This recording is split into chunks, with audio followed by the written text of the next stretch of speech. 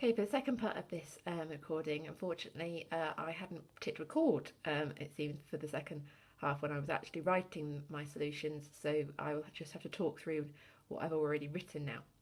So 13b, write down two different numbers which are in both sequences.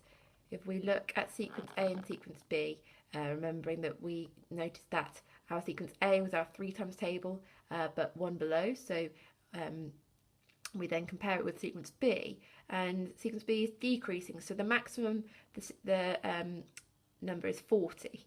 So if we then think, okay, that's going to give me numbers in the 4 times table then if it's decreasing by 4. So I want to think of numbers that are a multiple of 4 that are less than 40, but are also 1 less than a multiple of 3. So all my multiples of 4 less than 40, I found 3 that were also going to be 1 less than a multiple of 3. So 8 is 1 less than 9, 20 is 1 less than 21, and 32 is 1 less than 33. Next question says multiply out 7 bracket x minus 1. That means 7 lots of x minus 1. So I'd have 7 lots of x's and 7 lots of taking away 1, which would give me 7x take away 7. Question 15, 70 is written as the product of prime factors is 2 times 5 times 7. You're asked to write 84 as the product of prime factors. Product meaning multiply, and prime factors are factors of a number which are also prime. So you can split your given number into a pair of numbers that are multiplied to make 84 in this case. So I chose 2 and 42, but you could have any pairing as long as they multiply to make the number, because you're looking for factor pairs here. And then you will identify any factor you then find which is also prime. So I have got 2, 2, 3 and 7. Even if you chose to split 84 into 2 and 42 a different way, you should still end up with 2, 2, 3 and 7, which as a product is written as them multiplied together. That works because when I do 2 times 2, that makes 4, times it by 3, which makes 12, and times it by 7 gives me 84. Any whole number can be written as a product of its prime factors. If I then want to work out the highest common factor of 84 and 70, then what I want to do is I want to compare 70 and 84, and in this case, because I know the prime factors, then I can compare that because they both have a 2 and a 7, the largest number that therefore would be a factor of 84 and 70 would be the product of those, which would be 2 times 7, which is 14. An easier way to present this would be to use a Venn diagram, which I've used in the next question below. So for 15C, you needed to work out the least common multiple. So that means the lowest multiple that they would both have, so the lowest number in both the 84 and 70 times table. So my Venn diagram sorts out my prime factors, with the overlapping part being the prime factors they have in common. So in this case, it's a 2 and the 7. So that's where I can get my highest common factor. My lowest common multiple would come from multiplying my highest common factor by the other factors of 2, 3 and 5, giving me a total of 420. Okay, so we're asked to calculate the volume of the cuboid to work out the volume, which is the total space inside a 3D shape. I would multiply my length by my width, multiplied by my height.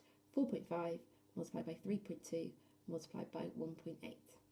That's because we've got a 4.5 by 3.2 rectangle, so that's the area that rectangle would take up, and then we are pulling that rectangle up in height by 1.8 to create that space in the middle. So you should get a total of 25.92. So 1 mark for showing how you did it and 1 mark for your final answer.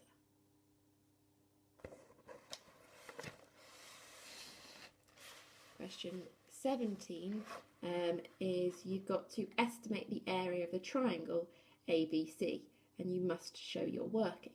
And it specifically says to not use a calculator, because estimating, the whole point is that you're making a calculation easy enough so that you can do it in your head. So I'm going to remind myself that the area of a triangle I find by doing half of the base times the height, but that's the perpendicular height. So that means the height, there's at a right angle to the base. So you'll notice that that is demonstrated by the 7.1 centimetres in this triangle. So I'm going to round 11.9, and I could either choose to round it to the nearest whole number, so to 12, or I could round it to one significant figure, which would take me to 10. So I then could either do 12 times 7 or 10 times 7, because 7.1 rounds to 7 if I think of it as rounding to the nearest whole number or one significant figure in this case.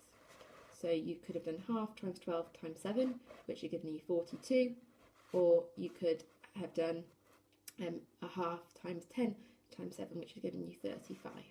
Okay, I haven't written that one down there, but that one would be allowed.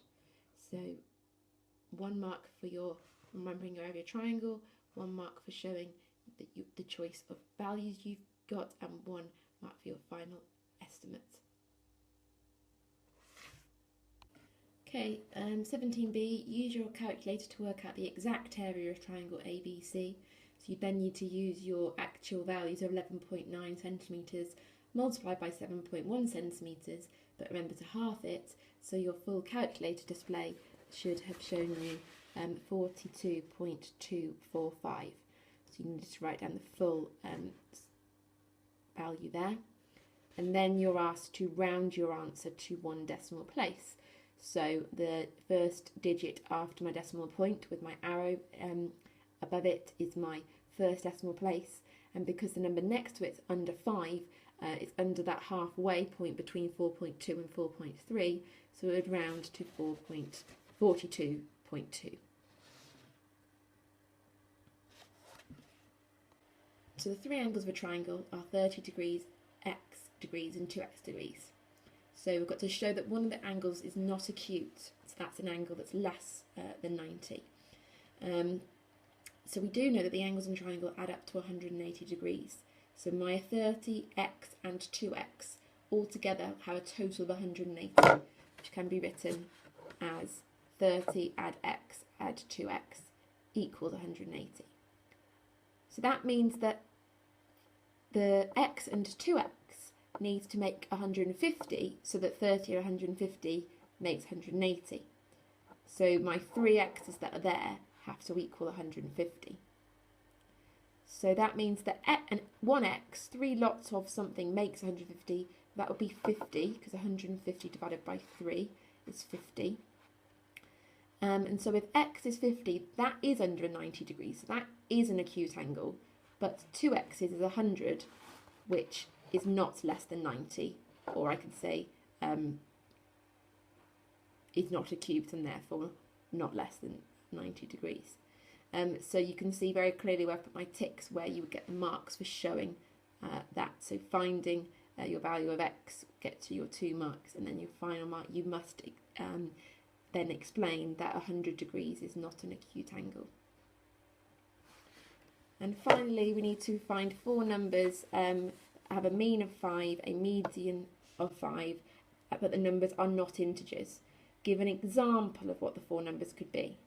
So the best way is going to be for you to give this to somebody else to check your numbers, remembering that to have a mean of 5, you have to add them all up and divide by, well, be 4 in this case, to make 5. So that means their total must be 20, because 20 divided by 4 equals 5.